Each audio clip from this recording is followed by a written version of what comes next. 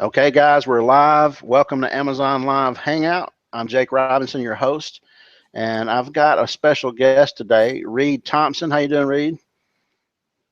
Reed, are you there? Yeah, I got you. Oh, okay.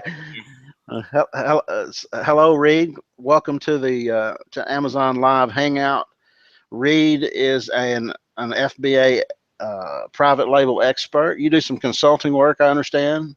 Yep, You I also do some consulting on Amazon, different aspects of it. Okay. You also are co-owner of an LLC where you guys manage different private label brands for, I guess, for other people. Yeah, so Will Chernland, I think he was on this hangout before. Yeah. Him and I are business partners together. Uh, Ah, okay. Now the dots are connected. I didn't realize that. So you're Will's partner. yep, Okay. yep. So we're business partners together for the new spinoff that we're doing with Amazon private labeling. Okay. Fantastic. Well, I've got people still coming in the room. Hello, Mandy from BC, Canada. Where you from, Dusty? Hello, y'all. You must be from down south, Texas or Tennessee. Um, That's fantastic. I just had Andrew on last week, and Andrew is he referred you to me. That's how I Oh, found really? out. Well, I think maybe you spoke up too. Maybe you both. He sent me a message said, "Hey, check out this guy," and I think maybe you had responded to my open call. I was looking for guests. Yeah, I think that's So what it was. We both just happened to at the same time, okay, look to join the hangout. So he sure. was on last week. He was on last week, and it was a very good webinar. I mean, him and Will both knocked it out of the park. They just kept giving us good information. Hey, Tom, yes, this is being recorded. You'll automatically get a replay link and an email after this is over, probably about 3 or 4 hours after it's over. Fabian from New Jersey, you like that name, brother. Pam from Minnesota, that's where you're from, aren't you, Reed? I am from Minnesota. Okay. What's up, man? Dusty from Cincinnati. You're almost in the South, but not quite, brother. Jonathan, the last one was Tom, I think. This platform does it do that? Yeah, Tom, he's talking to you, Tom. Yes, it does automatically record. Wesley from San Diego. Christopher from Barbados. I think I've got a question from you, Christopher, that you left in the survey. By the way, I appreciate all you guys that when you log in and register for the webinar, there's a thank you page that has a 5-question survey. A lot of people miss it, but it gives you guys an inside track to ask specific questions to our guest, and I always answer those questions. So it's a good way to get your question queued up so you get an answer thoroughly. Hello, Tony, Tom from Vegas, Rashid from New Jersey, Steve from Florida. Come on in, guys. All right, so tell us, Reed, let's go back to the beginning of your e-commerce career. How did you get started in online selling? How did it lead you specifically to Amazon? This hangout, we primarily focused on private label. Sure. I've had a few people on that are retail arbitrage experts and online arbitrage and wholesalers. I've had some other people on that are, China. They source products directly from China, from the Canton Fair, and some other things like that. But primarily, the people here are trying to figure out how to do private label. So bring us up to date. Give us a bio of who you are and why are we talking to you. Sure. So let's start back. I went to school at the University of Minnesota. Was in business school there. I studied entrepreneurship and international business. Always wanted to work for myself. When I was in there, I knew about Amazon and kind of what it was. Didn't really know a whole lot about third-party sellers, that platform or that it was even a business model. I was first kind of introduced it when I was reselling my books. I would resell my textbooks on Amazon, and it was just like so slick and easy. I didn't even think twice about it, that it being a full-fledged like business. So that was my first kind of experience myself being in e-commerce.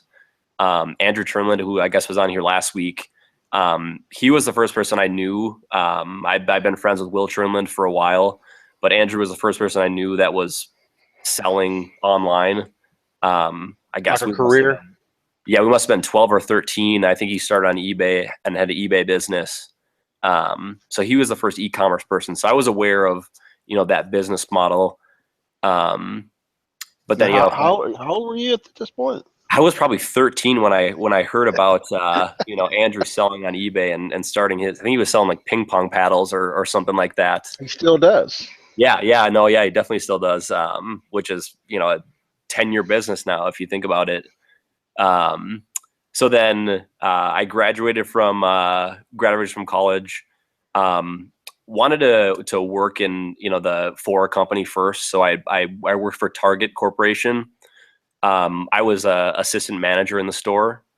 So I held a bunch of different positions. I was a executive team leader of sales, of operations, of logistics. So I've held kind of every different kind of position in a brick and mortar retail store. Um, the retail, life wasn't, for me. I wanted a business that I was able to work on my own schedule. Didn't like working holidays, didn't like working weekends. Don't do So that's, retail then. yeah, that's exactly brick and mortar retail. So that's where, Will and I kind of connected. We've been best friends. So like I knew he was, selling products through Trimlin Products. So we both kind of came together when we're like, hey, let's, start our own business. So he left Trimlin Products and I had left Target.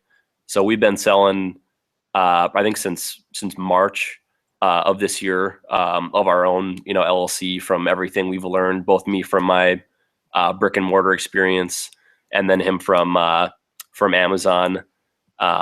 So then now, I'm kind of expanding my business, not only just having my own private label business, but I also have been preparing products for people abroad. I got a client in Saigon, Vietnam, where he ships his products from China to my house, and I prepare them for him. Charge him a fee for that.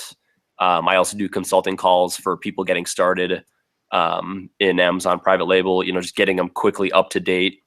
So just kind of expanding my breadth within Amazon and using my retail experience. So how does your retail experience match up to doing private label on Amazon? Has it given you some insight on like how to choose a product or what sells, what works, what doesn't? Yeah, there's a lot of different facets that I've seen how they kind of intertwine. Kind of the first thing I'd say, the seasonality of products. Um, for better or for worse, I try to avoid seasonal products just because I've seen um, how seasonal products work. So say, for example, at Christmas lights, they sell like crazy between like Thanksgiving and Christmas, but you can't sell them for 90% off, on, the day The after day after, Christmas. right? Yeah. So, I mean, it gave me an insight on the seasonality of product. I learned more of kind of like the product life cycle. So how retailers, they continually bring in new products just to have different SKUs for customers to purchase. So if you see like any of the home or like the decorative items at Target, like each season they constantly bring in new SKUs just so they can get repeat purchases from same customers but buying different SKUs for different seasons. That was pretty insightful. Um, and then also like the profit margins for different types of products, um, like clothing and apparel, huge margin business. Um, Home as well, huge margin business. Whereas other businesses, they aren't really profitable, but they bring in a lot of customers. Like grocery business, like that's how Target brings in a lot of customers into their stores, but it's not where they make their money. So just having that general insight, having worked for them and seeing that, um, and then I guess also like operational wise, how can I build a better efficient business, myself, having done logistics. So like during my logistics position, I was in charge of taking the products off of the trailers that came every night and then stock. Most efficiently, package products and send them into Amazon. That's definitely helped as well.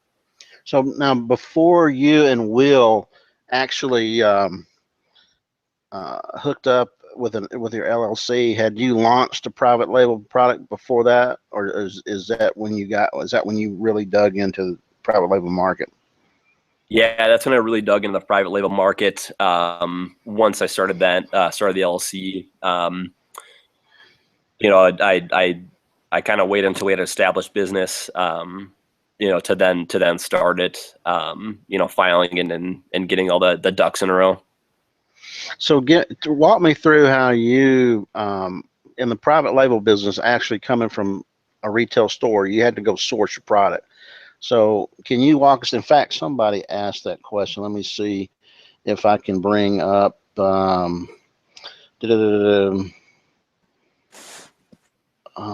how did I source? Yeah, basically somebody was asking, what is your, what's your checklist to source and launch a product? So, well, how do you go about finding a product? Is that something that, I know you probably lean on Will to some extent, but you got to do some legwork, right? Right. So kind of the strategy then, is I definitely want to have a product that is going to be profitable. That's kind of the big, mindset thing for me. It's like, I want to source a product that's so cheap that I can get so cheap that even if I have to liquidate and it doesn't sell, I'll still at least make my money back. So, for example, I wanted to get into a new growing niche. So Apple Watch stands was, a first kind of category we got into. So when I started looking at, the accessories for them, I saw that we could get them for, it was like $3 a unit. And I was looking, kind of comparing some other ones on Amazon that, even if I sold them with all the fees included, if we sold them for, $6, we'd still, break even, where we can sell them for $15 and make, $7 a unit. So that was like number one, making sure the product was just insanely profitable. Did you find that market competitive? Because to me, selling an Amazon watch stand is tantamount to selling a new case for the next iPhone. It's just it's accessory for a fast moving product. But generally, it seems like a lot of people swoop in and sell phone cases. There's a million phone case sellers. So was that a competitive market, Right. or you just try to get in on the front end of that wave? Right. It was the front end of the wave thing. Like, I don't want to touch, iPhone cases. But just being on the front end of that new market where people, didn't see an established brand already. Like, they didn't see a Spigen, phone case or, any of those random ones. So that's why I hopped into the new emerging market. But I So take it. that's Now, are you still riding that wave, or is that just something you got get in and get out? Because I would imagine there's not that. I don't know how many people bought an Apple Watch. Do you know how many they sold? quite a few. I want to say our numbers for we had, protective cases, protective bands, so like the entire band around the Apple Watch, case or stands. It's definitely slowed down. I want to say they're going to pick up though, coming into this fourth quarter, when they're going to be like a Christmas item, that market will pick up again for us. But just, kind of being competitive with it. So, when you got into it, can you tell us like how many sellers are out there doing a similar product, and did it grow? Did the competition come in, or are there still? Yeah, I've been seeing more and more now of our same stand, from the same kind of supplier. So yeah, so competitors have come in. We use our, some tricks to still keep our product competitive. And what are those tricks? Tell us these tricks. Nope. Say again. Still there? Yeah, I'm here. All right, is that a tactic you're using not to tell me your tricks? Hello? Are you there? Hey, Reed, can you see the screen? Yeah, I can see you now. Okay. We must have got frozen. I asked you what your tricks were, and you were like, nope. So tell us your tricks. I thought you said nope, but you weren't saying nope. You were I'm trying to. sorry. Sorry, you've broke out again. Okay. I'm not sure if that's me or you. Do you have a headset that you can plug in and use a mic? You might be. You not hear me? Reed? Hello, can you hear me? Reed. Yeah, go ahead. I can hear you now. All right. If you don't hear me, look at the chat room because I'll be sending you a message. Do you have a headset that you can put on? I don't right now. Okay. All right. So if it really gets bad, I might ask you to log out and log back in. But anyway, I was asking you to. Are you still there? Hello? All right. I guess Minnesota's got a bad internet connection tonight. Can you hear me? I can hear you now. You Okay. keep I breaking was. in and out, though. Yeah, I don't know. I don't know what's going on there. Maybe Minnesota's having a hard time. Um, can you tell us what some of your tricks were to keep your Apple Watch product competitive?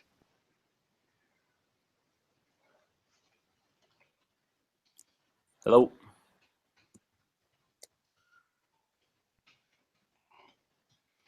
I'm trying to type the question. Do you see that? Read. Okay, now you're muted. All right. I don't know if this is just a bad. I mean, I haven't done anything different than I normally do. There you go. Okay. Oh, Can you you're tell off us about again. the tricks you guys used? Hello. Hey, Jake. Yeah, I'm here, man. I hear every word you're saying. I don't understand why you can't hear me. Can you hear me? Can you hear me now? Jake, you're breaking in and out. Okay. All right. I don't think it's me, man. For you guys in the room there, are y'all hearing me? If you're not, let me know what if I'm breaking up or if he's breaking up. I'm hearing everything. Okay, he just went away. All right, Tom. How would you recommend a newbie for the sourcing process? One of the things that are you there now? Yeah, I logged back out, and I think log back in. That might work. Okay, that's yeah. I was asking when you said y'all have a few tricks to kind of keep you guys on top of the game. What were those tricks you guys employ? I mean, they're the kind of the standard, the keyword, making sure. Oh, there we go. Making sure we have the same words, like, so for us, it being Apple Watch, having the different, not only terms that we use, like Apple Watch, but then ones that people would mess up on, for example, like iWatch, and then all the different kinds of iPhones, just because even if they have like a Apple Watch, they'll probably have an iPhone too.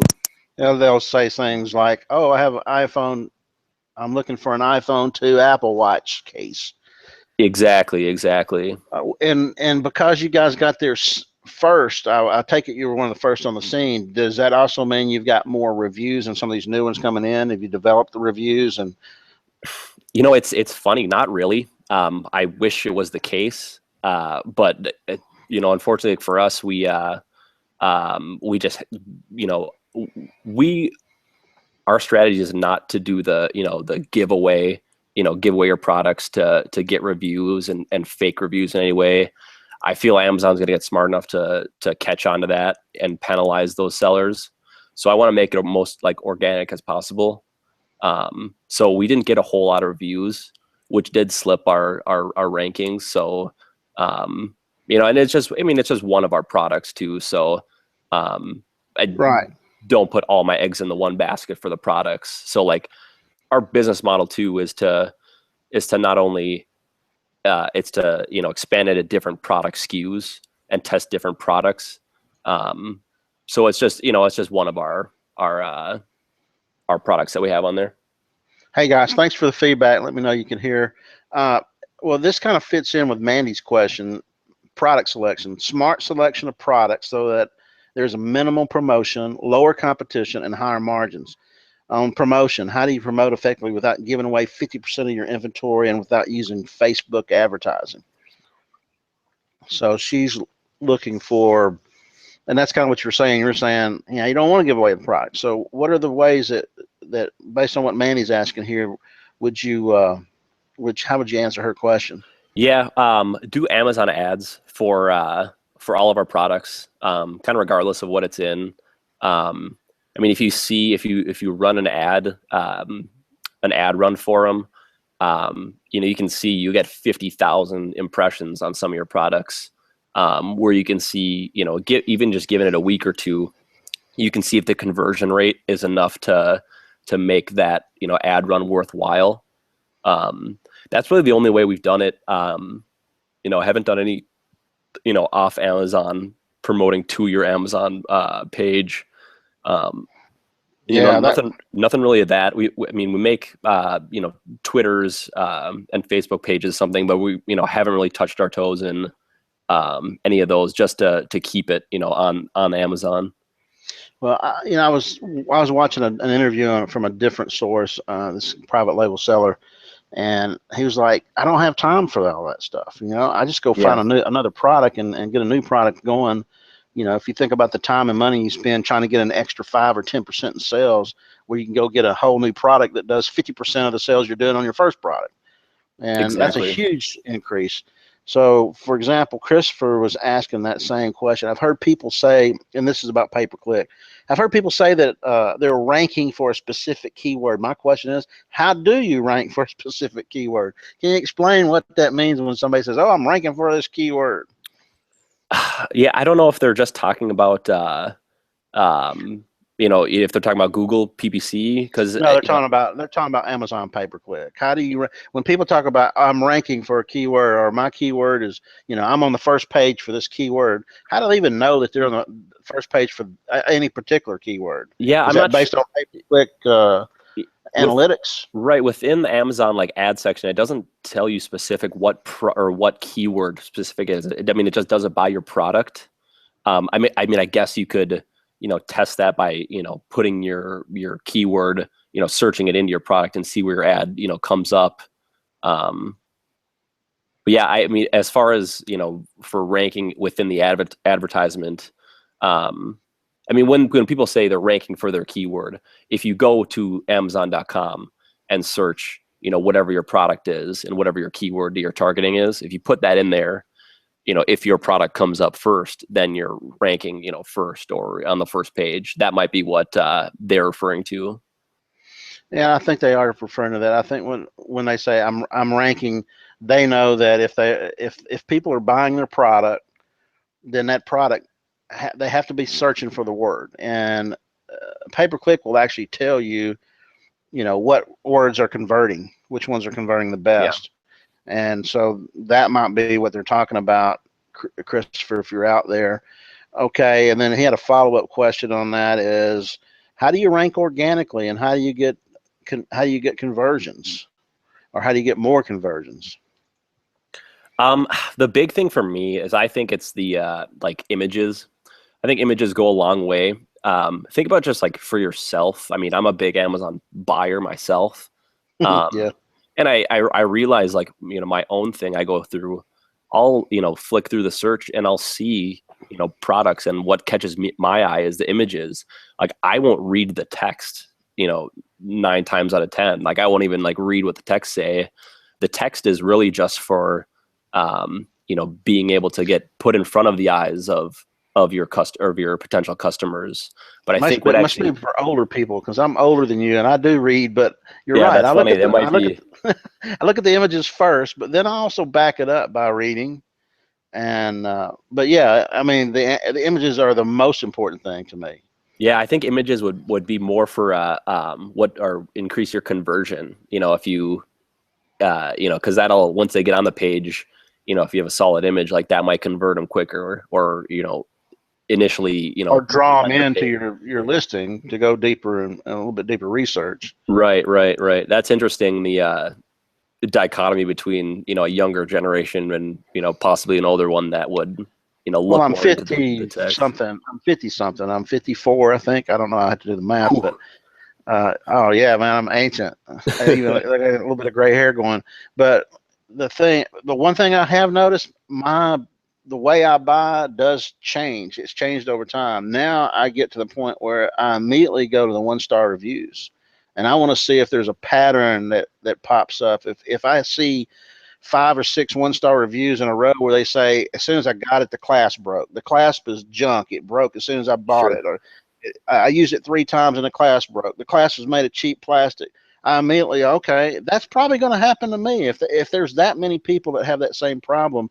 And I've been shooed away off of buying a particular product because of 1-star reviews and seeing a pattern. Not necessarily. I think I'm clever enough to see when somebody's just bitching Yeah. and putting in a stupid comment or complaint versus a pattern or a systemic issue. And I also think it's a great way to improve the products that you sell. Yeah. If you, It's interesting seeing now too, from what I've seen, with Amazon, like, you know, they're starting to crack down more on these fake reviews and these fake review websites. I've noticed more when I buy products where I can look on their product page to see, you know, how legitimate, you know, the reviews actually are. You know, I can tell ones that are, you know, kind of a generic review, you know, potentially from people who have given away their products in order to get more reviews. right. Well, I'm going to see if I can find one. I've been reviewing quite a bit of products through some of these through one particular review service, which I do recommend. Bridget Williams runs a review service called oh gosh, I can't even think of the name of it. I have to go look it up. But anyway, I've bought several items through her site where a seller like yourself is saying, hey, I've got 15 of these items or 20 of these items. Will you, review it? And so one of the things I reviewed was a mandolin vegetable slicer. And I promptly cut the tip of my finger off while I was reviewing it. So let me. I'm gonna get the permalink here. I'll post it for you guys. But it did. It sliced the tip of my finger off, and then at that point, I stopped doing the review. It was on video though. My dad was videotaping for me, and I went back later and finished the review. But I left that in there because I Yeah. felt like it was relevant to the review. Hey, if you're going to use this thing, by all means, heed the directions. It says you should. It suggests you use a glove. I said no. You should absolutely never use this without a glove. Yeah. And I don't know if you guys can see that. That's my bandage from my finger. This happened about a week ago. So anyway, yeah, you're right. You can tell when there's some, kind of bogus, half-hearted reviews. However, on these reviews that I've been doing, I purchased it at a discount, and you do have to state somewhere in your review that, hey, I was offered a discount in exchange for an honest review. Okay. However, I don't give every product a 5-star, and I even though I gave that one a 5-star, you would think I would have something against cutting my finger off, but hey, it did what it's supposed to do. It's sharp as hell, and it cut my finger off. That was my fault. But let's get back to, so you're not really looking for that, but do you have a way that, does it matter to you whether you get reviews or not? I know there's some sellers that say, look, I got so many products, I don't have time. I think Will's brother, Andrew, said that. Yeah. Look, I got so many SKUs, I don't worry about reviews. They just happen. If they happen, I might get 2 or 3 or 4 reviews, and that's all he worries about. Yeah. I mean, I'm kind of in the same boat too. I know like that's how you rank, you know, higher within like Amazon, you know, but I want to do it organically. So I feel like Amazon, they always find the holes within their own system and plug those holes. So I don't want to build a business that's kind of unsustainable, where if I did, use one of these services or sites where you give away a bunch of your products, and then Amazon changes their algorithm because they've seen that, Jake, this reviewer has used, or has reviewed these products, um, for whatever reason, and they change up their algorithm. So like anybody who uses, this services that allows you to like review them, if they change their algorithm where then those products get penalized, I just don't want to be in that boat at all. I just want it to have organic, people come to my site, see if it's a true, Yeah. solid product. Well, for those of you out there in the audience, there is a difference between a fake review and somebody who was offered a discount to a review. A fake review, there was actually companies that were sending out empty boxes. They were mailing empty boxes to people, and that's the fake reviews that Amazon really Sure. went after. Is when you pay a company $5 and $10, and they'll give you a 5-star review, and they don't even have your product, so you didn't have to sell the product to them, but they would ship it. I guess they were shipping it fulfilled by merchant, and that way Amazon didn't know they were shipping empty Sure. boxes. But it, they could say they shipped it, and for a very cheap shipping price, they were shipping air. Yeah. They were able to get cheap reviews. That's what they cracked down on. I know that my friend who runs the name of her site's Facebook group, Top Quality Reviewers. She does it by the book. It complies with TOS, which is and she's very strict about her people that if they put up a review that does not have the disclaimer that, hey, I was offered a discount in exchange for an honest review, then she won't let them post it, or she won't let them continue to do her service.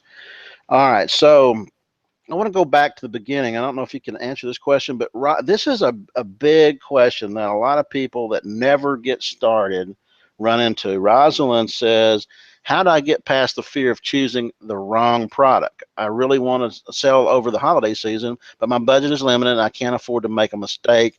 Or is this really, or on this really important step? So basically what she's got paralysis of analysis because she's afraid that if Yeah. she's only got a little bit of money, she picks the wrong product, boom, but is it really that bad? I mean, what's worse is even if you did pick the wrong product, or never pick a product and never get started. I mean, if you're having that problem, Rosalind, I wouldn't even get into this type of business. If you're so space constrained, where if it's your first product and you're worried about it not, working out, I wouldn't even get into it. To be completely honest, you got to have a couple $1,000s to be able to work with, just because of the risks, associated with it. That's my personal opinion for you.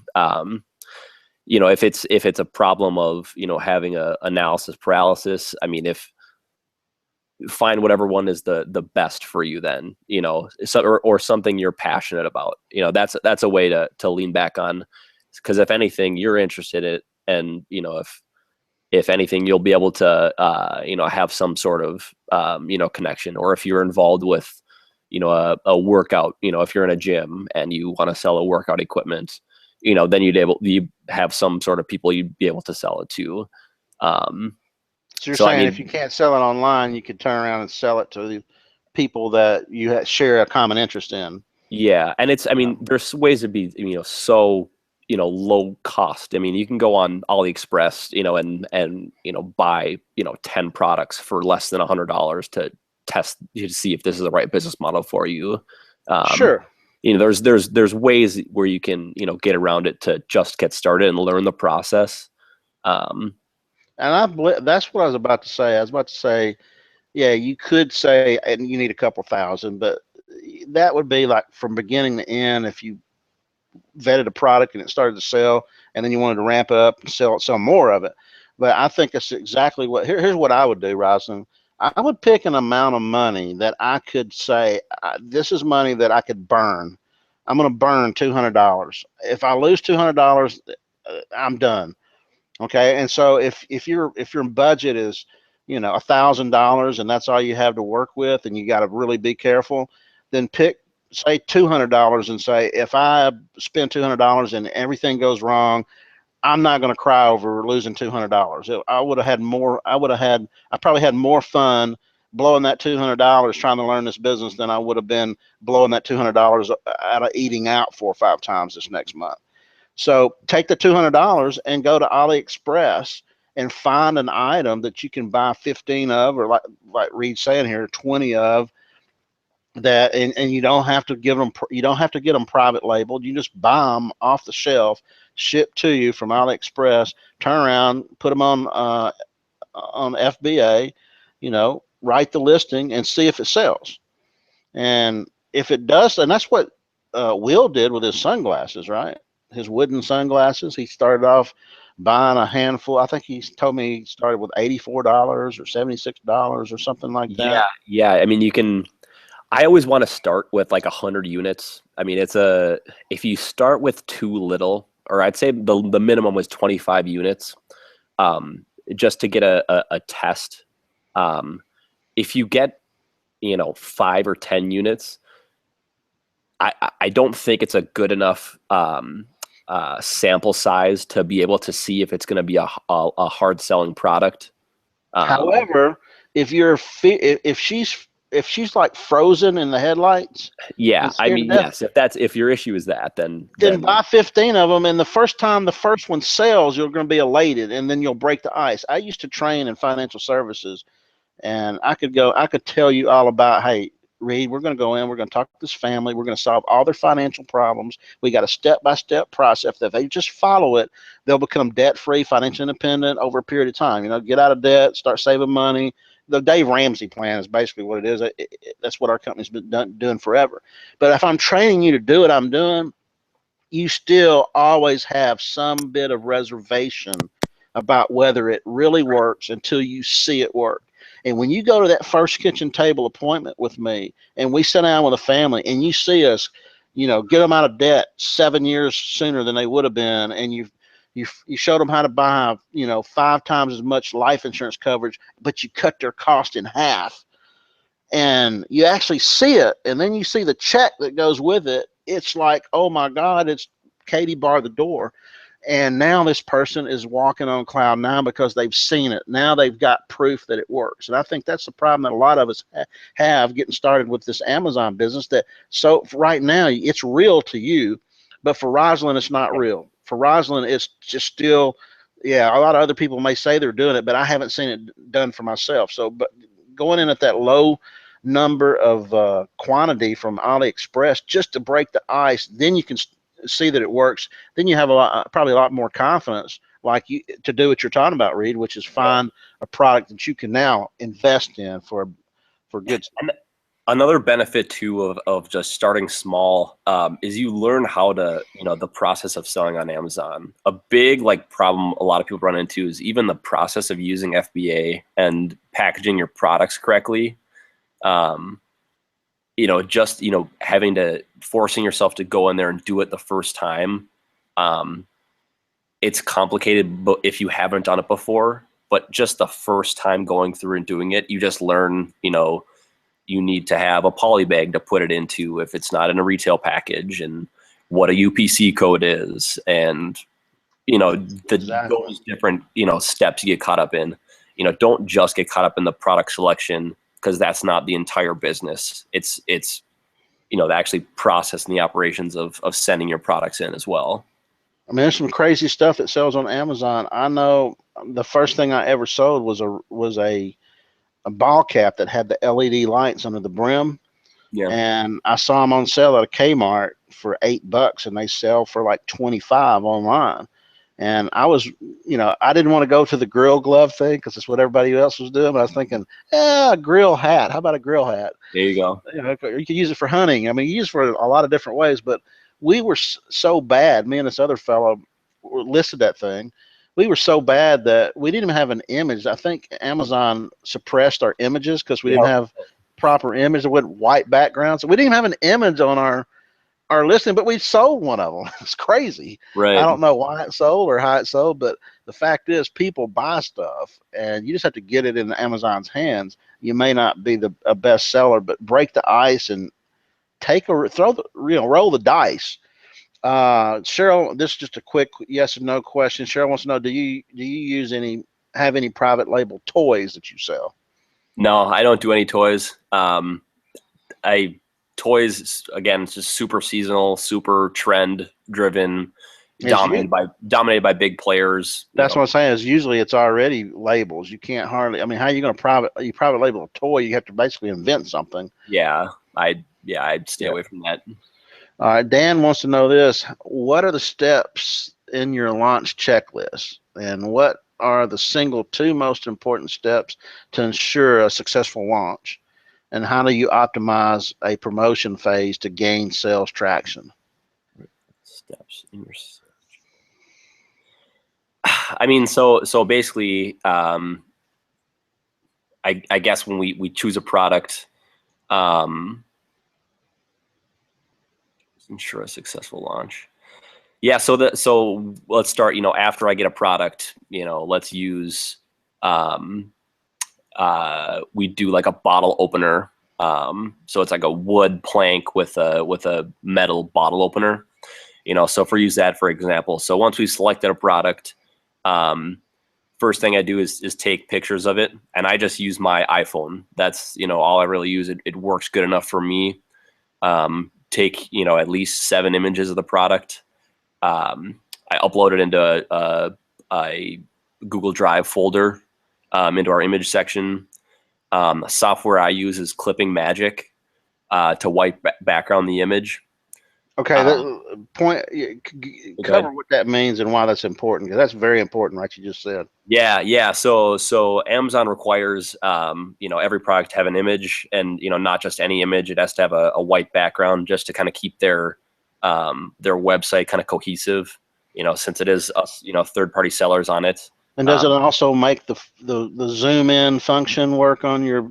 Yeah, that's part of the resolution size. It has to be a certain size, and then once you click on a product image, it'll zoom out. You can look at that on kind of any product on Amazon.com. Any kind of the major ones, you click on the image and it enlarges. So to do that, I use Clipping Magic, and that's the way you can white background out the outside of it. Then I package up the products. So I use poly bags for 90% of my products if they don't already have a plastic wrap around the outside. So then I package the product. When you go through the listing, you kind of go through each step. The thing that if you haven't sold on Amazon, there's a lot of fields for your products when you're listing it. You don't need to have all the fields. There's only a few required ones. So then the big ones, are the title, the bullet points, the description. I don't use any kind of software or anything to have keywords. If I were to buy a product, or I'd put myself in the shoes of somebody who would buy this product. And so I'd think, if somebody's going to buy a bottle opener, I would think, I'd put bottle opener, can opener, maybe can opener, beer opener, all these different kind of words that if I was a person wanting to buy this product, what would I, type into the Amazon search bar? And I kind of keep that consistent with the product description and like the bullet points, as well as like the keywords. And then like the next step is when you print out your labels and then, package them and send them in. So as far as how do I optimize the promotion phase, like I said, it was just the Amazon ads. That's kind of just our way to do it. Do you start that right out of the gate with no reviews and no reviews, just right out of the gate, just to get a good trending going? How do you choose? Like as an example, if you're selling an Apple Watch holder and it sells for $15 or whatever you're selling it for, what kind of budget do you put on a pay-per-click, and what kind of bid do you do on that kind of stuff? I mean, it depends. I don't remember the numbers for that. God, I'd have to look. Give me a second here. I'll even pull up my Seller Central. but it won't, charge more. I mean, I've never had an You issue. could bid a dollar a click, but they might not ever never go to a dollar. You may only ever get to 62 cents a click. But Exactly. if you don't bid a high enough, there's a chance that other people they're bidding higher than you. They're going to get the position before you. So don't be afraid to bid higher. It's just that Amazon knows you're serious at that point, and they're not going to charge you the most. They're not going to charge you 100% of what you're bidding unless that's a really hot market and there's a lot of competition. Right, and also like a lot of people clicking on it. Yeah, our daily budget we're putting on them is $10 or $20. Do you normally spend that much? Do they usually take your budget? No, I'm looking at it kind of our old stats right now, and it's not. So I would start at $10 for a daily budget. So when you set a $10 daily budget, what does your stats say they were actually spending on the daily budget? Just name a few of them. Yeah, so week to date for one of our campaigns, I got a daily budget of $10, $33 spend. So, it's half of it then. Yeah, half of it. A third of it, yeah. $65 in sales for one of our products, and average cost of sales 52%. So, the sales for that campaign is, beneficial. We're getting, positive. Yeah. So that's and one answer. And then we, have different campaigns for each product, just so you can differentiate your product for each of the products that you're selling. So you don't want to bunch them all into one, or you can put it into categories. So you're different. If you have garden tools, you could keep that in an ad category just to see how that category, because each category has kind of a different range I've seen of how effective the advertising budget is. So you might use, if you were using a spade, for example, you might put it under garden tools, but you also might put it under hand tools. Is that what you're saying? Right. And even though it's the same product, it's just two different categories, draws different people with a different reason to search for it. So it may have a different outcome. Is that what you're saying?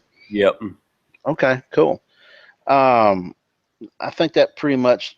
And is there anything that you do after the fact to optimize your launch phase besides you just not really? I mean, just I'm decently well educated where I can write okay. Just look at your listing. I mean, I pull up other people's listings too of similar products, and don't copy verbatim, but I write copy on my page that could have similar or inspire some ideas from other listings of similar products. Yeah, it makes sense that you probably will find a lot of your keywords from your competitors' listings too. Exactly. Reading their bullet points, reading their description, and then also I think maybe reading the Q&As that when people write in a question and say, well, when you use this product, does it do this? I think that's really key information to help. Yeah, a big thing too is the dimensions of your product and the size of your product. With the white background, it's sometimes difficult to see what size the product is. So do you put something in there as a reference, like a quarter or a person holding it in their hands? Or not really. I just make it a point to say, this is 11 inches, tall. Okay. That's what you're saying. Bonnie's asking this: what specific steps and programs do you use to research and pick a new product to private label? Product selection, product criteria like BSR range, number of reviews, number of other competitors, number of other keyword, I guess, how many reviews before turning on pay-per-click. How much of that stuff do you actually use as criteria to help you evaluate a product? I mean, I don't even focus on it really. I mean, really. I mean, Will and I kind of. I know. Will said the same thing. I think Andrew said the same thing, and I think Dave Gilman said the same thing. They're almost like excuses, to do or not do, something. You could sit there and it could have, perfect criteria, and it could still, sit on and not get any sales. I mean, I don't even know what BSR range is. I don't get caught up in, a lot of those, the top selling ones. Like, I don't even want to play in that. Like, if you think about it, Amazon is the world's largest marketplace. So I don't even want to be in a, I want to have products that are, All right, for example, can you look at just for kicks, since you tell us that you're selling it, what is the BSR for your Apple Watch stand? What is BSR? I don't even know what that is. Your basic. It's your basic sales rank that Amazon gives you. If you go in the listing and go down to the other details, Yeah. it'll give you. It has the ASIN number. It has some other stuff. It tells you what category it's in, but it also tells you where it's ranked. It's number 4,200. Oh, for sure. Your rank within the category. Yeah. Sure. Yeah. Yeah. I mean, I don't, really look into those, and I mean, well, just for kicks though, but since you don't look at it, once you look at go to your Apple Watch and just say, oh, it's BSR right now, and the BSR is just a snapshot because it changes hourly. It's how you rank with all the other products that are selling in that same category, and it's going to go up and down because other products sell more than yours. And yeah, sure. Give me a second here. But it might make a point because most of the gurus say, oh, don't sell a product unless it's, in the top 10,000 sales rank. And so you might have a product that's ranked 30,000, but it still sells. Let me see here. But this is valuable information just because the fact that since you don't know what BSR is means that you don't have to know all that stuff to make sales and be successful at it. 51,000 in the cell phone accessories, and the thing is selling, right? I mean, it's not our best seller. I mean, it's probably on the lower end one, but how many units a day or a week do you figure you sell on that thing? Of that one, I sell more of it on eBay and Etsy for that one more than anything, but for that one, I don't know, I'd say one every 3 days. But think about that, guys. All the gurus say don't buy something that's lower than 10,000, which would mean or greater than 10,000. So you're like 5 times outside of the. But yeah, 51,000. I mean, it's a huge market. Cell phone accessories on Amazon. Oh yeah, I get that. But even if you sold one every 3 days, you're still selling 10 units a month. And so if Rosalind were to go out and buy 10 of something, and it only sold one every 3 days, you'd sell out in a month, Rosalind, and that would give you some. By the way, I put this up a while ago. Rosalind is in the room. She said just went to AliExpress, and money isn't an issue I can see. So there you go. So you can see that you can buy you can find some cheap items, and you can put them on FBA and see if they sell, and that's what Will does as well. He puts stuff on there with absolutely no pay-per-click, and they just start selling out of the gate. He knows he's got a winner. Then he starts tweaking it out, putting the logos and all that kind of stuff, and making it a real private label product. But okay, so you don't do much of that. What do you do then? Is it a gut instinct when you look at a product and say, I think I want to sell this product? I mean, kind of. It is more of a gut instinct. It's like, would people buy this? Like, is it a cool product? Some of them, like, is this even on Amazon? If it's not on Amazon, it's like, well, you're the first one on there, and somebody could go and click on it. So have you ever sold a product though that was not, that you couldn't find it on Amazon? Yeah. Some of our beer accessories. How would so that puzzles me. I was like, okay, if you've put a product on I've never heard about before, like onion goggles, you ever heard of those? But I mean, so one of our a keg, a beer tap handle. Yeah. It's like one of those, but with a chalkboard label on it. For example, that was one of the products we were we're the only ones on there. So somebody was going to look for a beer keg handle, but they happened to see, oh, this has got a chalkboard label, so I can change when I change the beer. I can erase it and put the beer's Right, name on right. it. I mean, there's been more that have added on there now, but it was a unique product at the time where there was, it's How did you different. find that product? I saw it at a brewery, and so that, Oh, really? yeah. So then we were like, oh, I wonder if there's any of those, and like, nope, couldn't find any on Amazon, and so then we sourced them from Alibaba. Cool. So you guys are out having a beer at a brewery. Exactly. That's How it. often do you find products doing that where you're not looking for a product, you're just out living life, and as you're living life, by the way, you see stuff that you could That's market? that's 90% of it. Really? Yeah. I mean, I don't do a whole lot of sitting on, pulling up Amazon and, AliExpress unless I kind of have an idea in my head. Or like you've seen this, you want to see if it's on there, and Yeah, that's kind of more how it is. Like more if I'm, walking around, it's like, oh, this is a unique, cool item. I wonder, if this is on Amazon or how much this is going on Amazon, or that's kind of how I organically, find products. yeah, I was getting my hair cut today, and I saw a product that my hairstylist was using, and I said, "Where'd you guys get that?" And they said, "Oh, our franchisee just bought it for everybody." And I said, "How much do they cost?" I don't know. They were like $12 or $15. Uh-oh, bingo! And it was something that was kind of unique. And right now, I'm looking, and I only see 3 of them listed on Amazon. Yeah. There's only 3 listings for it, so I think I'm going to go look around and see if I can source that. That might be a Yeah. good I little mean, that product.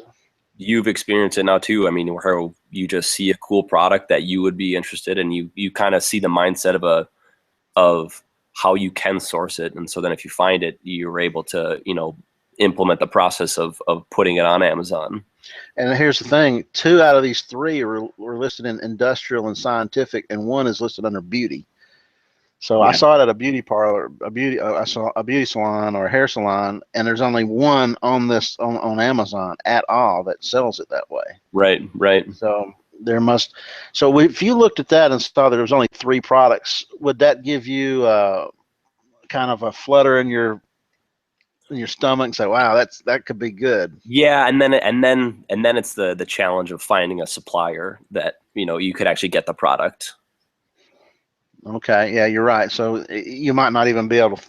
It could be a patented product that it's not. Nobody's out there making it except for the company that's Exactly. Exactly. licensing it. Exactly. Okay, I That's the got next challenge of, can you actually find those unique products that aren't on Amazon? Can you actually find a supplier that'd be able to make it, cost effective for you? you. I'm fixing to see if it's on here or not on Alibaba. Okay, so let's go on to the next question here. So Ruthie's asking, what is your opinion about private label for a small volume seller? Does that really matter? Small volume seller. I'm not sure what she means. I'm thinking she's saying, is it viable for a small volume seller to do a private label? Absolutely. Yeah, I don't want to get into like retail arbitrage or, any of those other type of non-sustainable where it's not your own product businesses. Right. Well, and really, that's why I got into this business. If you had come to me and said, "Hey, Jake, I want you to watch this webinar about how to do retail arbitrage on Amazon," yeah, maybe I can make some money at it, but I can make money at a lot of different things. And I don't really see me getting in a car, going down to a retail store every day, trying to uh, Yeah. The thing is, picking up it's an 5 or 10 items. Yeah. right. It's an easy way to do it. And, if it's easy, then it's anybody can do it. And then it's not a competitive, thing to do. Um, like Yeah, I mean, if anybody it can do becomes it, a job. anybody can do it. Yeah. Right. It's like working in retail. Okay, you got to go up there and find the product and buy it and take it home and label it and box it. And I mean, I want to do that stuff one time. I want the manufacturer to do most of the work. I want to look at it and then send it on to FBA and let Amazon sell it. That's the whole idea of private label. Plus, owning the buy box is the major reason you want to get into private label is you basically don't have to compete and run the, you know, the the race to the bottom on pricing when you're competing against other people selling the exact same product. But somebody did ask this question about, let's see. Okay, Jeff is asking this question: does private labeling your products prevent other sellers from jumping onto your listing? Does private labeling your products prevent other sellers? Yes and no. If you put a logo on it and it's less attractive for somebody to do it. My business model is, well, I'll go on Fiverr, or I'll even make my own sometimes, a logo, and have the manufacturer, put it on there. Or I'll do something where we just got stickers for one of our brands, and we're gonna put stickers on the packaging. So then technically, it's different, and so somebody would have to go out of their way to make the sticker. We don't have any copyrights or anything on on these brands that we've made up, but you could definitely tell when somebody gets on your listing if they don't have a sticker. Exactly, and then we would know, and it would just make it very difficult. It's a step where yes, somebody could jump on my listing, but no, they're not. So Jeff, here, yeah. So basically, Jeff, you can't prevent somebody from jumping on your listing, but you can make it very hard to do and continue to do it long range. There's all these stories of people that have a private label, and then somebody basically takes over their listing. They have to go out of their way to they got to buy a copy of it or buy the product, ship it to them, and take photographs of it, send it into Amazon, and Amazon will finally kick them off the listing. But yeah, you've got to go through a few hoops. But most of the time, if you've done a good job at private label, especially if you add premium packaging to it, and one of your images shows the packaging alongside, they had to have the same exact image, or else if they can't provide that to their seller, then they're defrauding. They're what's the word I'm looking for? Fake, not the fake. It's a, what's the word I'm looking for? Reed. Somebody a tag along product. No, so another word for fake. Somebody will figure it out here in a minute. When they, oh gosh, dadgummit, somebody in the room will come up and come up with a word, but yeah, basically it means they've copied your product. Okay. What? They've jumped on your listing, or? Well, they jump on your listing, but when they're selling a copy of your product that's not real, if you're selling knockoff, that's still not the word I'm looking for. It's the word that when you use it, Amazon said, not fraudulent, guys. No, it's not. It's something similar to fraud. It's not. Oh gosh, now it's got me. All right, we got to move on. I'm gonna go brain dead here. Not a copycat, but it's counterfeit. Chris, you win, brother. Counterfeit product. If you tell Amazon that it's a counterfeit product, they will have the quickest reaction you've ever seen to shutting a listing down. So yeah, Lady K, you're right, but that's right, counterfeit. So they're counterfeiting your product because it's not the authentic listing. Okay, Ruthie says USA manufacturers, USA suppliers. How much do you do yourself, and how much do you farm out? What companies do you use? I don't know if you can list the companies you use, but do you use USA manufacturers, or do you? Yeah, funny story with that. I was actually consulting at a trade show. So we were down in Las Vegas, and I'm from Minnesota here. We were down in Las Vegas, helping another buddy out. The person next to us, in our booth next to us, there was a couple of guys, just started talking to them, and they had they were selling wood products at the convention, and started talking to them. Found out that they were from northern Minnesota, from a city where I have a cabin up there where we visit all the time. So they're wood shop workers. So they were able to make a product for us. and that's the only U.S. manufacturer I've used. It's kind of just because they were, we got to know them, at this fair, and we kind of worked out a good price for our product. So do you find products through trade shows? No, just through Alibaba, but that was the only time I've ever used a U.S. manufacturer. I mean, I recommend it. I mean, it would be easier. You're working on the same time zone. You can Shippings, yeah. shipping. You can pick up the phone and call them. You're able to work out different terms. Yeah. Yeah, I mean, that's for my own private labels. I've consulted with other companies where we've sold their product. Been kind of an exclusive seller for somebody else's product, or just helped the manufacturer that manufactures the product, help them get onto Amazon, and teach them the process that way. But as far as sourcing products, I can't find price competitive. It is difficult. Yeah. Yeah. But it would be So beneficial. I mean, it would be a more beneficial source to get from.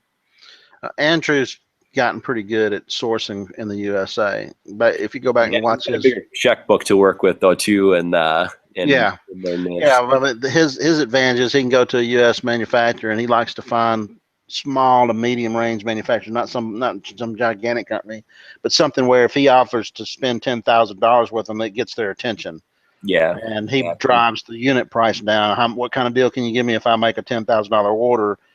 And he drives that price down where he's the lowest game in town. So that's what you're talking about by having a big checkbook. It gives you a competitive advantage on your pricing. But okay, Lila's got a long question here. To have overseas suppliers ship your PL item directly to Amazon FBA, cost of time per unit in Alibaba should be extremely low. Since I'll pay for shipping twice, if have to ship it to my address and then ship it back to Amazon. Personally, I don't know any such low prices in Alibaba that can qualify me to have my supplier ship directly to FBA. I don't know if I agree with that. Do you? Because Amazon offers you super Yeah. duper cheap shipping from your house to FBA. So it's not that much more expensive. And the reason you want to ship it to your house first instead of straight to FBA is why? Why do you do that, Reed? Yeah, that's just because it's part of the so Amazon wants certain way of your product, like what it's a word, the setup. It wants a package on it. It wants a label on each product, and then within like the box that it comes in. So say you have 20 products in the one box. The one box you send in has to have specific labels on it for Amazon when they receive the product, to for their system to scan it in, to know that it's yours. I haven't come across any individual sellers that have sourced products directly from overseas to Amazon. You can do it. You can do it. It's just that everybody I've ever talked to, and I've been doing these interviews since January, and almost to a fault, people say I just don't trust them to send my product in. I want to look and see what I'm getting. I want to Yeah, inspect the product first to make sure that the quality is there, because if you've never seen your product shipped to you other than the sample that you bought, how do you know that they're actually making what you ordered? That's probably the main reason people have it shipped to their house, is to open up 5 or 10 of them out of 300, as let's say, inspect the product, and okay, everything looks good. It's the quality's there. It's what I ordered. Box it back up and send it all in put your labels on it and send it in the FBA. I will say, Lila, it is possible to do it straight from the. But one of the people I interviewed, Pilar Newman, or Pilar, she uh, she will ship it straight from the factory to FBA, but only after she's probably got 5 or 10 shipments from that company to her home to know that they are consistent, order after order after order, that she can trust them to know that they're going to be consistent with the quality. yeah. So, And I've started, even doing this for some of my consultant clients, where they're, either like in an apartment or, whatnot, where they're unable to even ship it to their own home, where they've shipped it, to my site, and I yeah. package, products for them. I like to, I keep it to the, 1,000 unit range to make it worthwhile for myself. Um, but if you guys want to check out my site, it's fbaprep.com. How did you get that URL, man? Yeah, pretty solid one, huh? Yeah. So it's fbaprep.com. Yeah, FBA Prep. I'll put it in this as a sticky on the top of the thing there. So you're basic, and you probably price it what per unit, like, and they're Yeah, probably somebody's paying an extra 20 cents a unit or something like I that. do $1 a unit, Okay. just to make it worthwhile for myself. Okay. So somebody runs the numbers. When you look at when you're shipping something, Lila, from China, and you've got 500 units, and you have to ship it again, all you have to do is just look at the total cost and look at the unit cost. And if the unit cost is not much more, if it's only a 20 cents or $1 more, the question is, once you sell it on Amazon, can you still make a margin? Can you still make a profit on it? Yeah. Because that's the whole deal. People freak out when they say, "Oh, I found a product cost $3, but it cost me $4 a unit to ship it." Well, it's $7 a unit. Let's just say it cost you $7 and the shipping was free, or let's say you got the product for free and they charge you $7 for shipping. The whole bottom line is, what can you sell it for, and how much money can you make? If you can sell it for $15, and Amazon takes their $3, you're making $5 on it. Uh, you can make that. You can call the shot and make that work. Um, okay, here's another question from Lala. Product selection, especially for newbies like me, and if it's vital to abide by the 1 to 2 pounds of weight for the product that is being private labeled. So is that really that important to keep it in that 1 to 2 pound range? I mean, it depends on your pocketbook and your ability. I mean, if you think about it, if it's a bigger product, I mean, you'll get charged more with fees for different weights and whatnot. But if it's a larger product, it's like, imagine if you're trying to sell 100 or 1,000 of these. Are you going to need a pallet in a warehouse to package all these up and send it to it? There's different constraints for things like that. So I don't think of it in ways like, I need to have it less than 1 or 2 pounds. Yeah. You just, it's based on your own, business goals and business, Well, I have a product that weighs a couple of pounds, but it's it's almost 3 foot long, but it's small. It's skinny, but it's considered oversized. But at the same time, hey, I make a pretty good margin on it, so I'm not complaining. I pay extra to ship it, and I pay extra to store it, but it turns over pretty quick. So it's not like I have to pay a lot of storage fees because it's not there very long. What is the ideal minimum quantity of any selected product for newbies after verifying samples for the first order? So you verified your samples, you're good to go. You want to order it. How do you just determine your minimum quantity that you're going to order? And it depends on the cost of the product. I mean, if it's 50 cents, why not buy 1,000 of them? It's dependent on your own budget. I'd say the minimum is 25 to 100. But if it's relatively cheap, why not get 500 of them? And Lila, what you might do is you might just decide how much do you want to spend on product. If you want to spend $1,000 or $2,000, then that tells you per unit price how many. If it costs you $10 a unit, then you can get 200 of them with $2,000. And like you were saying, Reed, if it costs $5 a unit, then you can get whatever 100 of them. So don't really base it on the number, base it on your budget. If your budget says this is how much I can spend, whatever your price for your product is will kind of dictate what your minimum order would be. But if it drops below what the factory is willing to give you, then you're going to have to pull some strings or save up more money. Her third question: do I need to have a logo and packaging design made for the first 100 to 150 items of my trial order? No, you don't need to. You can just list it on there, take a few pictures of what it is, your next order that comes through, you can just take other pictures and re-upload those with the image or with the logo if you want to. Or do your sticker idea. Yeah, or sticker idea. Yeah, you I mean it's not required, so no. Okay. And let me take that off. And then Lila's got one last question here. I don't think you're going to answer this one. Shed more light on how to optimize my listing and drive Amazon traffic to my first launch product for a new starter. Yeah, I think we've covered that. I would just Yeah. run, $10 budget ads. Yeah, get you start you a pay-per-click campaign. You can also let Amazon optimize the listing because they'll pick the keywords that will cause people to maybe want to click on that. Do you let them do you do an automated campaign and let Amazon pick it out, or do you do a manual campaign, or do you do both? No, automated. I think they do a Okay. good enough job. Okay. Mandy's asking us, how do you select your products? We've talked about that, I think. How do you promote, market, and product or move large volumes profitably? I think we've talked about that. With respect, I know you know, but revenue, less FBA costs, less advertising costs, less cost of inventory. I think what she's asking there is how to know if I'm making a profit, right?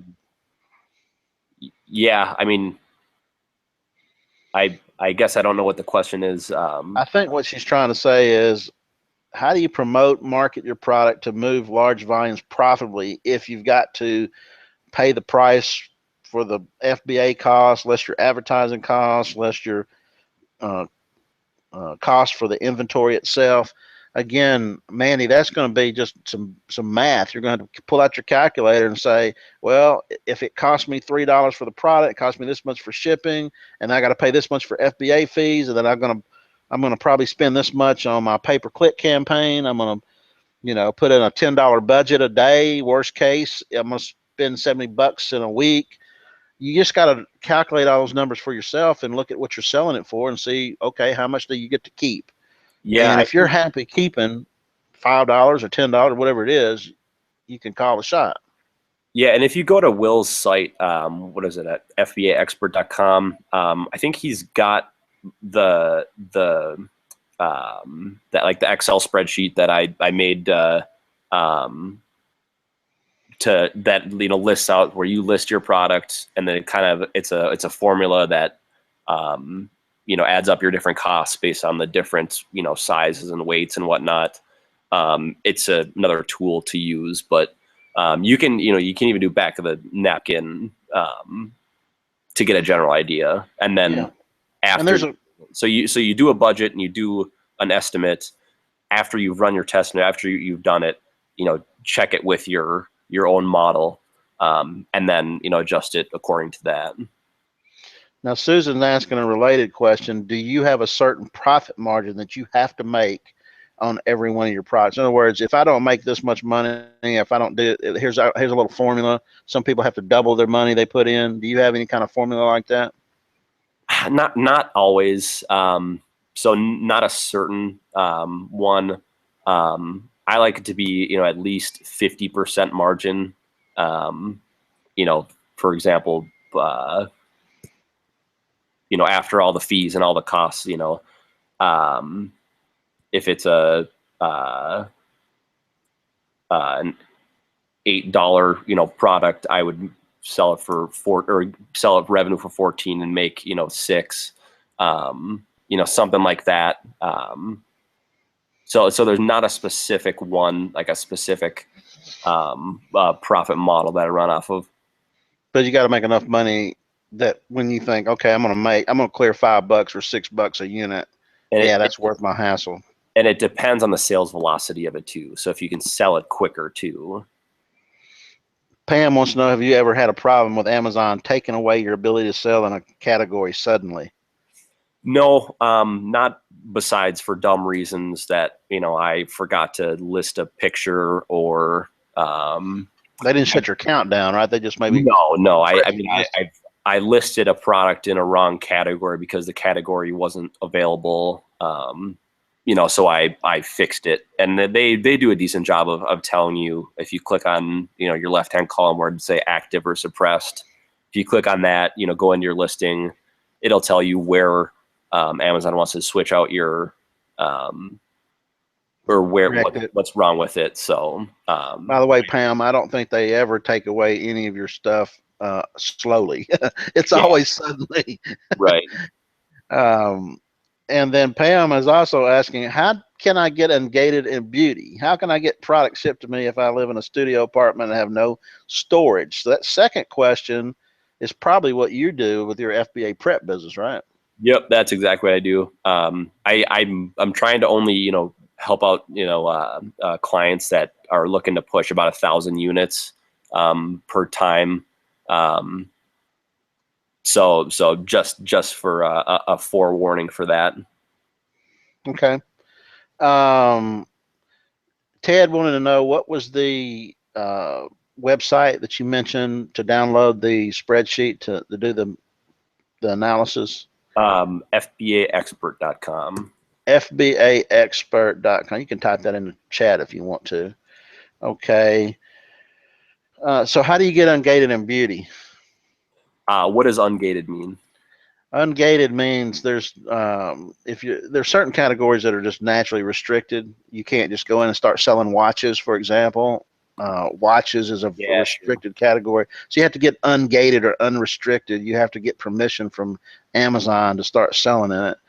I bet at Pam, if you go on there, there's a lady that had a YouTube video on how to get ungated in beauty. She gives you step-by-step process. If you go to YouTube and put in how to get ungated in beauty, I bet it would pop up.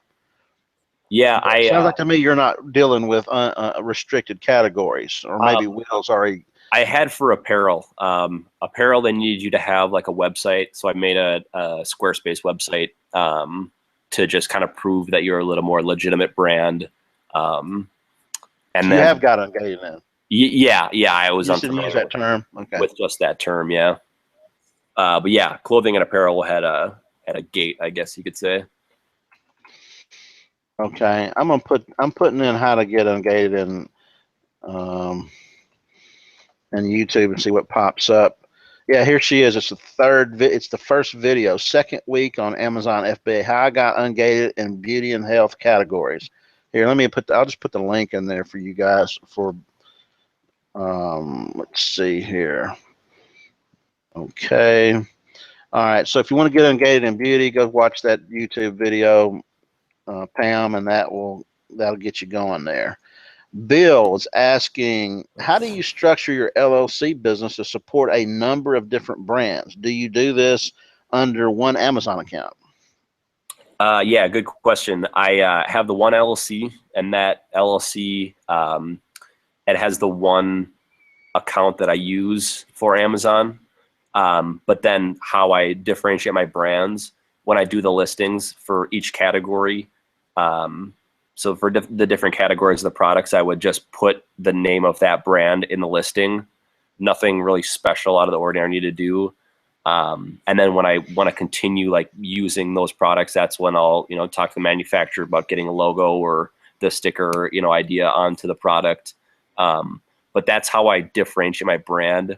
So I mean, it's not in a sense, I don't own the brand from a legal perspective. So if somebody wanted to do the exact same thing as I did it for one of my brands, they technically could, but I just don't see it happening. People like, why would they go after my own brand unless it's ultra successful? Then I would, be in a different place where I'd be able to protect it. Yeah, protect it that way. If I got to that point, then I would use, copyright and other, forms to own that brand. I mean, it doesn't really make sense to start developing a whole bunch of different LLCs, because you're going to have to spend money each time you do that to organize an LLC. The only reason you might do it is if you've got, in the way this usually happens, Bill, is you can get a second account or multiple accounts with Amazon, but you can't just open up a second account without their permission unless you do create a business account. And the question will be, why do you want to do that unless you want to sell it? And if you want to sell it, maybe you want to differentiate two different brands because you want to keep one brand, keep selling it, but this other brand over you develop, like the Apple Watch, stand. Maybe you develop that there where it's a good seller, and you don't want to do it long range. You could sell the business off. I don't know that you have to have a different LLC to do that, but it might help to do that. But yeah, I don't think that's necessary anyway. Um, Rob's asking this question: ratio of sellers to sales, whether or not it's a good product, is to also sell. In other words, does it matter how many sellers are selling an item? That ratio, like I just mentioned, I found this item that I saw today at the hair salon only has 3 people selling it. That's a low seller to sales ratio, I would imagine. Yeah. It's a, there's, I mean, a category like that doesn't have a lot of, sellers in it. It could be no sellers there for like a lot of reasons. Maybe it's not a huge market. For whatever reason, maybe it's an old school type of, product. And so the people who currently sell those products don't currently sell it online. So there's not a lot of sellers that are on there. Well, I'm just looking at, I went and pulled up Jungle Scout on this product that I'm thinking about doing. And now I'm thinking I probably might not do it because one of the products that I looked at only has 136 sales per month, estimated sales per month. The other one's 88 per month. So that's not very much. That's like less than $2,000 in potential sales if I was the number one in that category. So, even though there's not a lot of competition, if there's not enough sales of total sales demand from the general public, why do I want to try to get in there and sell something that only, I mean, I guess you could do that unless you're thinking that if you think this category is going to grow or this niche is going to grow. Would you agree with that? Yeah. Yeah. You definitely have to, see if it's going to be a long-term, what the trend is for the product and the market. Okay. I'm not sure if you can answer this question. Charlotte says, how to determine if your private label product will have continued sales once you get it to market? Yeah, you just got to, put it on there and see how it does. It really depends on whether it's a fad or not. If it's a trendy thing, like an Apple Watch, you're not going to keep selling that because if the Apple Watch changes dimensions or whatever, it's like a case for a phone. The phone is always going to change dimensions and change shapes.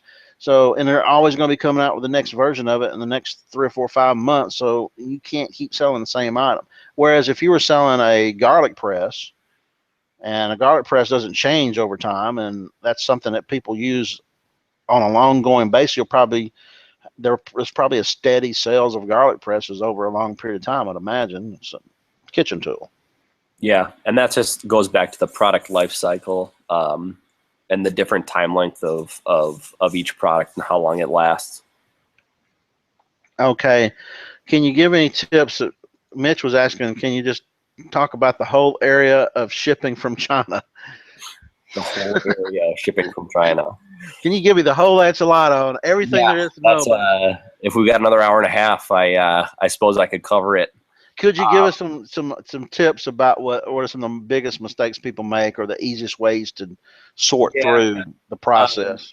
So 2 different ways I like to go, either AliExpress or Alibaba. AliExpress is more of the e-commerce. It's the express version of Alibaba, I think, is their tagline. So AliExpress is the quicker way where it's, I want X number of units and they'll ship it to me. Alibaba is the kind of just a messaging platform for, connecting buyers with manufacturers in China. That's where you go on there and chat with manufacturers to, source products. The different shipping ways. AliExpress, usually I do it through air. You can either do it through air or by sea. Doing it by air, it's more expensive, but your lead times are shorter. You can get your products quicker, and you're able to test quicker. Then you don't have to deal with a lot of the customs associated with shipping or importing products. shipping it through sea, it needs to go through, like, for example, like Los Angeles as a port, where it needs to go through customs through there, where somebody needs to actually accept it into the country. I don't have a lot of experience doing it that way. I just ship all my things by sea because it's smaller. But when you're shipping larger products, it's more effective to ship by sea. But it just complicates your process. So that's kind of a basic way to do about it. Andrew, who was on last week, he's kind of the expert in shipping by sea and by doing that the most effective way. So if you want to get in contact with him, I think he's going to be on a platform with us, fbahelp.com/Jake, I think was his, he has some on how, for shipping and other things like that. Okay, and let's see here. Good answer, brother. All right, so that kind of gets you started with what to do with shipping. There's more to it, I'm sure. Tom, how would you recommend a newbie? How would you recommend a new person? I guess would you recommend a new person get started with the sourcing process? Again, I think we've covered this, beating it like a dead horse. Go on AliExpress, compare it with Amazon, see if there's a couple of listings. I'd say it's the best way to just get started. Right. There you go. Let's see. Reed Nate's asking, Reed, are you going to the Canton Fair? I am going this year. I'm excited. I leave in October 18th and going for 3 weeks, going to Hong Kong and then China and then Vietnam. So hitting up the Canton Fair and then another trade fair in Hong Kong, also going to. So yeah, it should be a good time. Okay. Somebody was asking me what that thing I said with Jungle something. It's Jungle Scout. Guys, full disclosure, I love the program. I use it, but I'm also an affiliate for it. So if you decide you want to use that program, Jungle Scout, real quickly, just you can go in and it's a plug-in to your Chrome browser. And when you're on Amazon and you look at a product, it automatically, you can click on this the icon and it pulls up what the estimated sales of that particular product is. So it can kind of give you an idea, is there a market? That's what I use. So if you want to try it out, I think there's a trial program, money back guarantee, etc. I think it's money worth spent. Let's see here. Edna says, Edna, that's a wide. Edna, how do you get started in business? We've talked about that quite a bit tonight. Another question she asks is, how do you find a product? I think we've talked about that. Chris, hi. My question is, are you able to get those customer orders info out of Amazon into your own customer list? It's a tough one. How I do it, so I sell on multiple marketplaces, sell on Etsy, eBay, Amazon, as well as like Amazon. So the tool that I use for inventory management of that is what the fuck's it called? Stitchlabs.com. And that it's an inventory management software that when you get sales on your different marketplaces, it keeps track of your order or your inventory levels, and it's tied with your Amazon FBA account. So it knows how many you have of inventory at Amazon, even if you sell it on eBay or Etsy or whatnot, and then you're able to fulfill it through there. Why would he want to do that? Some people say, why do you, some people might not even understand what the question was. It's like, how can I get my Amazon information of my people that buy my stuff through Amazon? How can I get their customer information? And why would somebody want that? And why is it hard to get? And what is Amazon's stance on that? Yeah, it collects. So that software collects the person's name and their information. I mean, it'd be used for, if you wanted to direct email them. It actually breaks Amazon's terms of service, I There believe. you go. That's what I was going to get to. Yeah, if you do, try to contact them outside the platform. So I don't, use it for any reason, but that's how, I have people's names. The software is helpful because it shows you can, it has a bunch of different analytics where I can see by what state, people buy a lot of products from. Where if I ever do want to go off of Amazon and do other forms of advertising, I already have a historic of what states and what geographical location people have bought my products from. Yeah, some people, what they do is they put an insert in the product, in the packaging. They put like a registration card, or like I got a card. Let me see if I can find it here. It was laying on my desk. That mandolin slicer that sliced my fingertip off.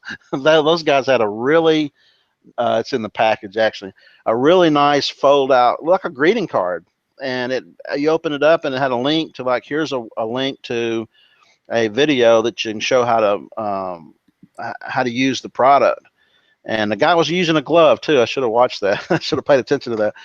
But you can use it to send people to your site, but you have to be careful if you ever send them to your site to buy a new product from your site and not from Amazon. Amazon does not like that at all. They're technically they're Amazon's customers, not your customer, and they don't want you. That's why they make it so hard to get that information.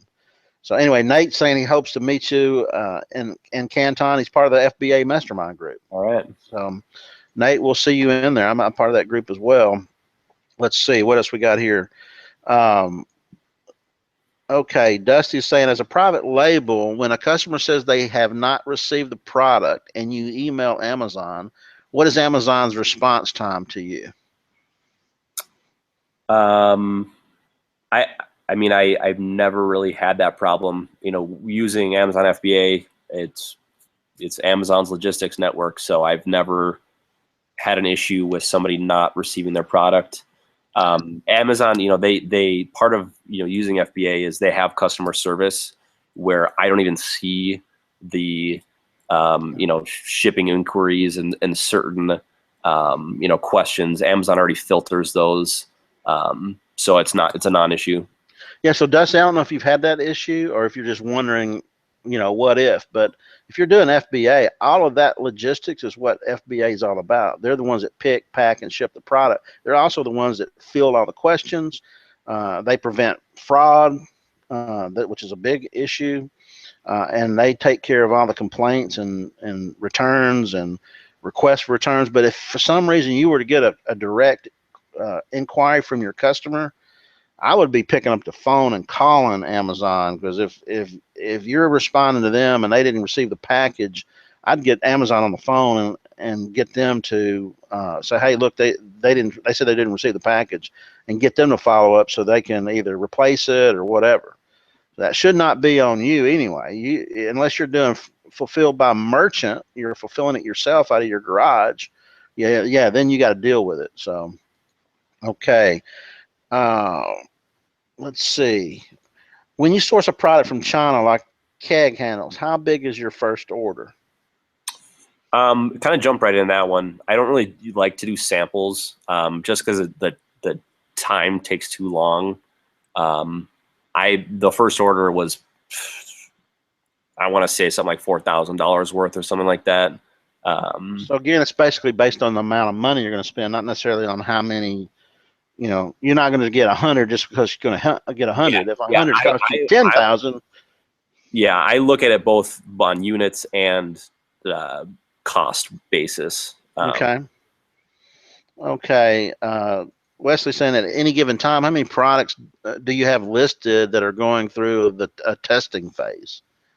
I don't know. I'd probably 50 or so. Holy cow. Yeah. So like 50 SKUs? It depends. I mean, so there's some that so like some SKUs. So like when back to like the Apple accessories example. So one of them was like a protective band. So we just got every single kind of color they had. So like that one kind of skews it more, you know, so it's Okay, I got you. It's a lot of you know, variations of one product then.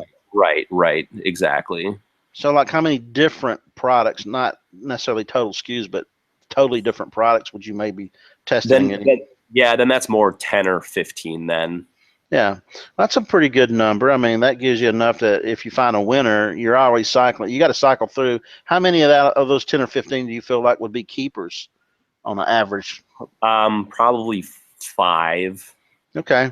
So Yeah. you're blowing through things. By the way, that goes back to who was it that was petrified earlier? I can't remember who that was. That was petrified earlier and making a move. If you think about it, you're going through 10 or 15 different products to find maybe 4 or 5 that are solid. That means you had mostly losers. Yeah. And not really losers, just okay, they didn't pan out. You know, And it's like right. That's a good point too. It's not that they were losers. It's just that they weren't as good as other products that are out there. You know, it's not like I lost all my money on those losers. We just liquidated them out and still made money on them. So yeah, and you're not going to reorder them because they're just your money can be you can do better somewhere else. Okay, Pam says, do you put products in poly bags and label them yourself, or do you have a guy for that? I've got both. You know, still like working on I'm still kind of testing with a few like beta customers before I launch like a full phased or a full length um, you know, label servicing system.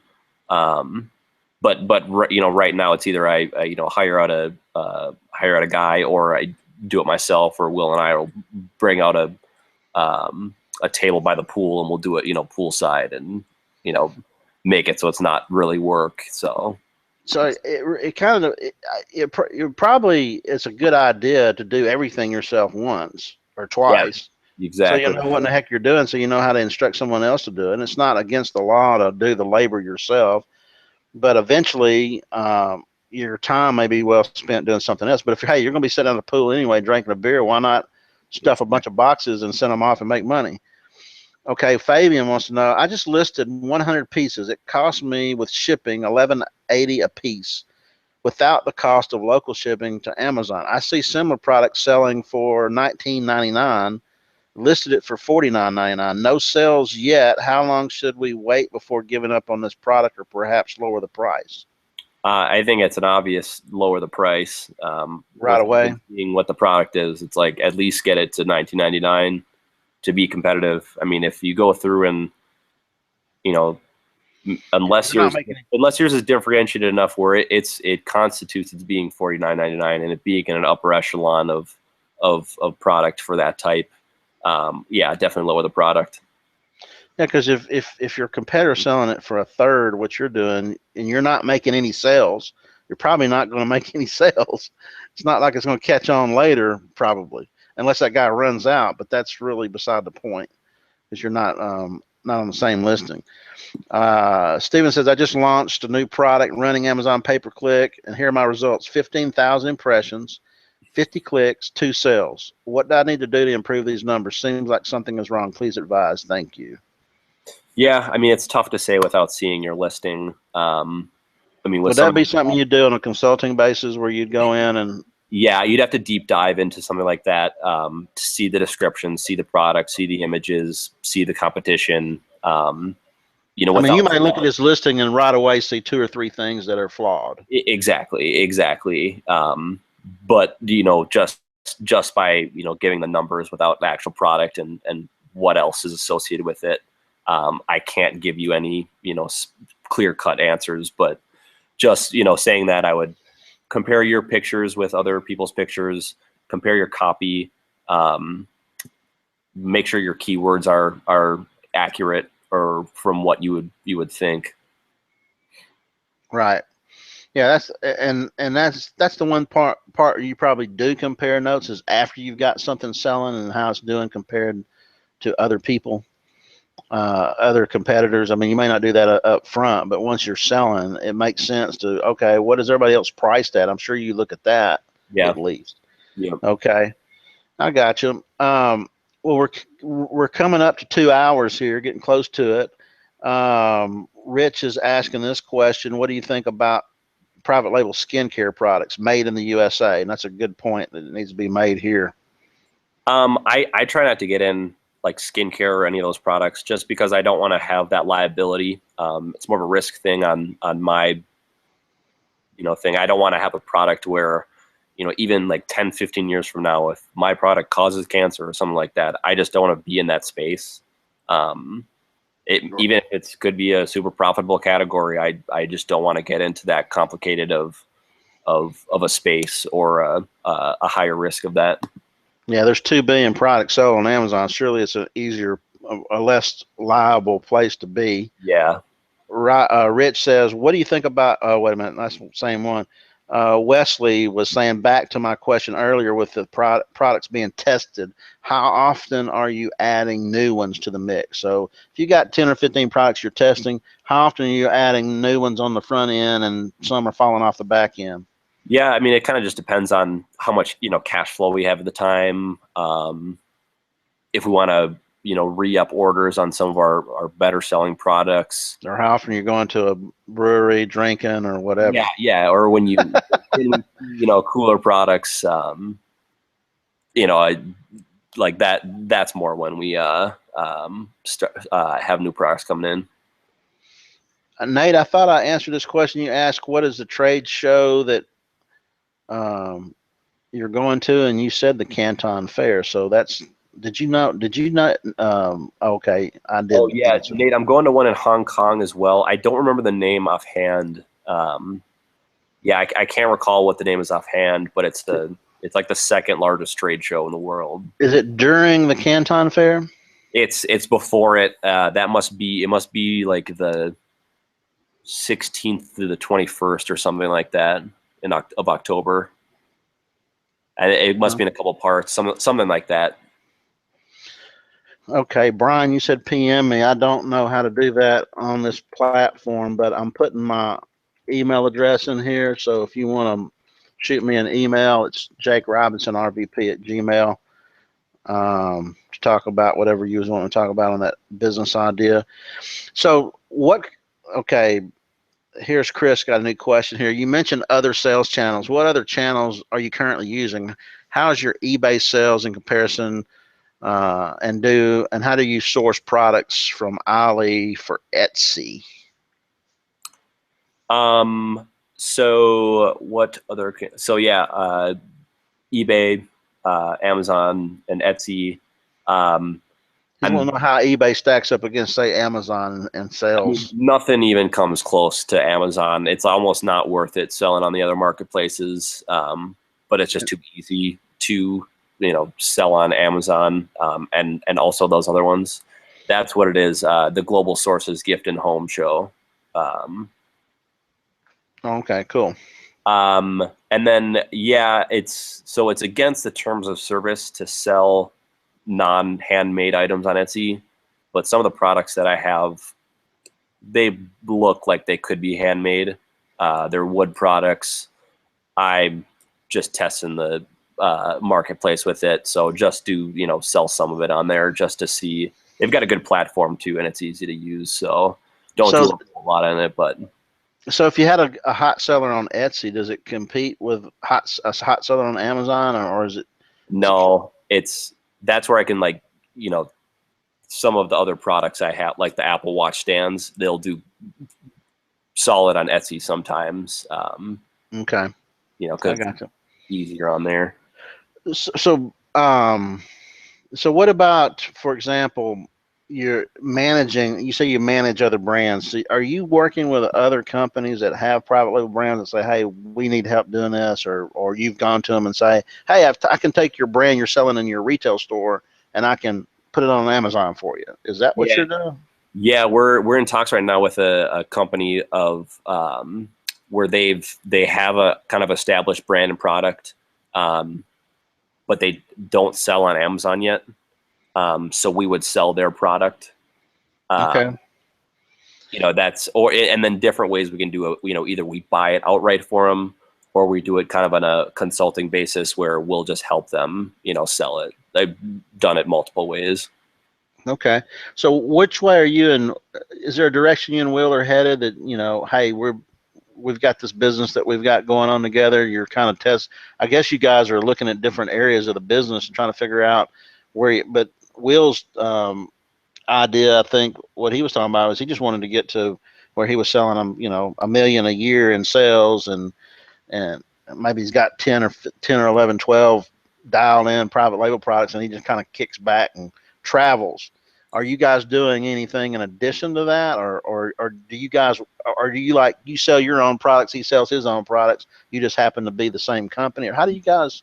No, we're both a partnership with that, so we split the capital equally. Okay. Yeah, we both kind of have the same kind of mindset where we just want to have a freedom Lifestyle. yeah, like kind of a lifestyle business from doing this. We both are pretty, passionate about, helping other private label sellers, and we both like enjoy consulting and meeting other entrepreneurs. So Will, Andrew, and myself are going to be starting a company here, amzhelp.com. Oh yeah. Yeah, that's what we're going to be doing to help entrepreneurs and small businesses answer their questions. Because Right. Yeah, Andrew explained that. That's interesting. yeah, we all charge about $200 an hour for consulting. So we're kind of on the price point of $500 a month, unlimited email support for any questions like basically like what we were asking here. But then we'll also learn about your business and know exactly what you're selling to help with the deep dive questions. So that's kind of our next step, what we want to get into. So yeah. So yeah, where do they go if people want to contact you, possibly to hire your services or keep track of what you guys are going to be doing in the future? Maybe this AMZ help. Can you? I'll take this. I'm going to remove this chat. If anybody wants that Jungle Scout, grab it now because I'm about to remove it. 5, 4, 3, 2, 1. What's the URL can I put up there for people to get in contact with you guys? Yeah, so my Twitter handle is at Reed M. Thompson. Ask me any questions. We can have a conversation. Reed M. Thompson. M. Thompson. What takes up all your characters? Okay.